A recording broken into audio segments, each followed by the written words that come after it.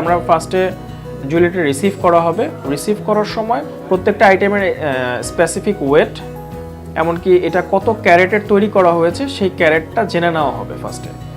তারপরে এটা রিসিভ করার পরে এই রিসিভিং প্রোডাক্টটা চলে যাবে আমাদের টেস্টিং যে ডিপার্টমেন্ট আছে, জুয়েলারি টেস্টিং ডিপার্টমেন্ট, সেই ডিপার্টমেন্টের কাছে। ওই ডিপার্টমেন্ট এখানে প্রত্যেকটা জুয়েলারিতে কিছু কিছু জায়গায় স্পট সিলেকশন করবে। সেই ক্ষেত্রে প্রত্যেকটা জুয়েলারির যতগুলি পার্ট আছে সেই প্রত্যেকটা পার্টের স্পটগুলি তারা চেক করবে। প্রত্যেকটা ক্যারেটের একটা পিউরিটি পার্সেন্টেজ আছে। 22 ক্যারেটের জন্য 916, 21 ক্যারেটের জন্য 875, 18 ক্যারেটের জন্য 750।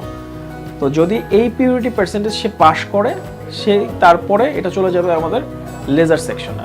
লেজার সেকশনে যেই পিউরিটি আছে সেই পিউরিটি অনুযায়ী পাশাপাশি বাংলা গোল্ডের একটা ত্রিভুজ আকৃতির একটি লোগো, এর পাশে ওই জুয়েলারির নাম দিয়ে আমরা পরবর্তীতে এটাকে লেজার করে দিই।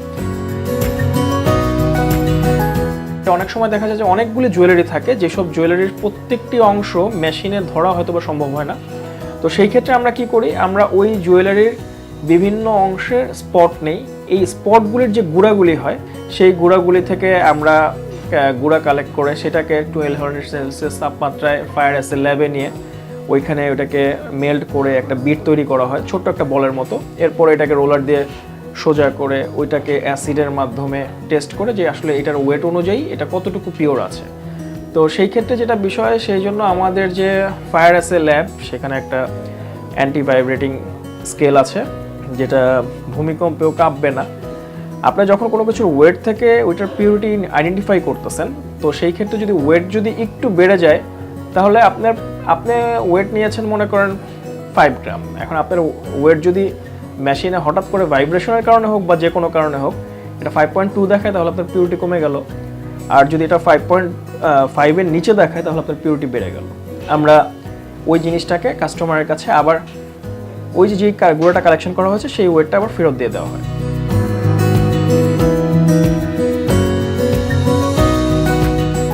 রিসিভ করার পরে এই বারটা চলে যাচ্ছে টেস্টিং সেকশনে। এটাকে বলা হয় এখানে টনস সেকশন। এই টন সেকশনে চলে যাওয়ার পরে টন সেকশনে এটার বারের বিভিন্ন পয়েন্টে স্পট কালেক্ট করা হয়। এই স্পট থেকে আমরা প্রত্যেকটা স্পট চেক করব যে কোন স্পটে কতটুকু পিউরিটি আসতেছে। তারপরে এটাকে অ্যাভারেজ করে দেন একটা পিউরিটি রিপোর্ট দেওয়া হয়। যদি এটা 9950% পিউরিটি অথবা 9990% পিউরিটি কভার করে, তাহলে এটার উপরে হলমার্ক করে দেওয়া হয়।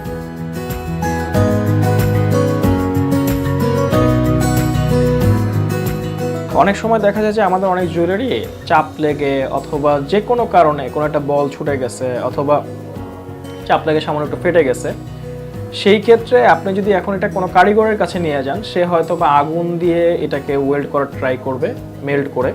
তো সেই ক্ষেত্রে যেটা হয়, জুয়েলারির কালারটা নষ্ট হয়ে যায়। এর জন্য আমাদের যে টেকনোলজিটা, এটা বাংলাদেশ শুধুমাত্র আমাদের কাছেই আছে। আপনি যখনই কোনো জুয়েলারিতে ফেটে গেছে অথবা কোনো কিছু আপনি জয়েন্ট করতে চাচ্ছেন, আপনি নিয়ে আসলে আমরা দেখা গেছে যে জাস্ট এখানে লেজার স্পট দিয়ে দিব। এই লেজার স্পটের মাধ্যমে এই জায়গাটা জয়েন্ট লেগে যাবে, যেখানে আপনি খালি চোখে কোনোভাবেই ধরতে পারবেন না বা বুঝতে পারবেন না যে এটাকে আসলে ওয়েল্ড করা হয়েছে নাকি ওয়েল্ড করা হয়নি।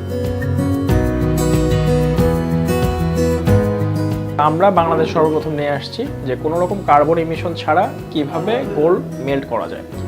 তো এই মেল্টিংটা আসলে কারা করে? এটা হচ্ছে যে আপনি যখন কারো কাছে গোল্ড সেল করতে যাবেন অথবা কোনো কারিগর, গোল্ড স্মিথ যাদেরকে বলা হয়, তারা যখন কোনো জুয়েলারি তৈরি করে সেই সময় তাদের বিভিন্ন শেপের মানে গোল্ডের বার দরকার হয়। তখন তারা এখানে মেল্ট করে ওই শেপটাকে তৈরি করে নিয়ে যায়। আপনি জুয়েলারিতে সেল করতে গেলে সে আপনার গোল্ডের যে প্রাইসটা আছে সেখান থেকে 20% কম দিচ্ছে। আপনি যদি এই গোল্ডটাকে আমাদের এখান থেকে মেল্ট করেন, মেল্ট করলে তারপর যদি একটা টনসের রিপোর্ট নিয়ে যান সাথে করে, সেই ক্ষেত্রে আপনাকে কোনো 20% কম দেবে না। ওই ক্যারেট অনুযায়ী যতটুকু প্রাইস আছে আজকের বাজার রেটে, সেই প্রাইসটাই দিয়ে দেবে।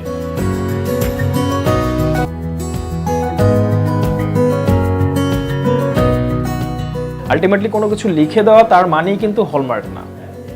হলমার্ক মানে হচ্ছে একটা ভেরিফাইড ল্যাবে এই জিনিসটা টেস্ট হয়ে যখন তার পিউরিটি পার্সেন্টেজ পাস করবে, তারপর যে আপনি ওইটাকে ওইখানে লেজার দিয়ে লিখে দেবেন, এটার নাম হচ্ছে হলমার্ক। এই ল্যাবগুলি চালানোর জন্য অনেকগুলি ডিপার্টমেন্টের অনেক ধরনের লাইসেন্স প্রয়োজন হয়।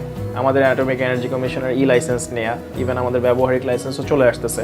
আমরা 2010 সাল থেকে বিএসটি এর সাথে সমঝোতা স্বাক্ষর করে আসতেছি। এই বছর 14 ফেব্রুয়ারি আমরা এটাকে আবার নবায়ন করেছি। আমাদের প্রত্যেকটি লাইসেন্স আমাদের ল্যাবের জন্য নেওয়া আছে। তার পাশাপাশি আমাদের আইএসও সার্টিফিকেশন আছে। তো এই প্রত্যেকটা জিনিস মেনটেন করে দেন একটা ল্যাব সুপ্রতিষ্ঠিত হয়। বর্তমানে আমাদের প্রায় 17 বছরের যাত্রা। এই যাত্রার শুরুতে আমরা যখন প্রতিষ্ঠা করেছি তখন জনাব এনামুল হক খান উনি আমাদের ব্যবস্থাপনা পরিচালক, যিনি চিন্তা করেন যে আমি চাই যে বর্তমানে আমরা যারা জুয়েলারি বিজনেস করছি তারা যাতে আমাদের নিজস্ব জুয়েলারি কেনার সময় কোনোভাবে ক্ষতিগ্রস্ত না হয়, এমনকি আমরা যাতে কোনো মানুষও যাতে উপকৃত হয়, সেই উদ্দেশ্যেই আসলে এই প্রতিষ্ঠানের যাত্রা শুরু।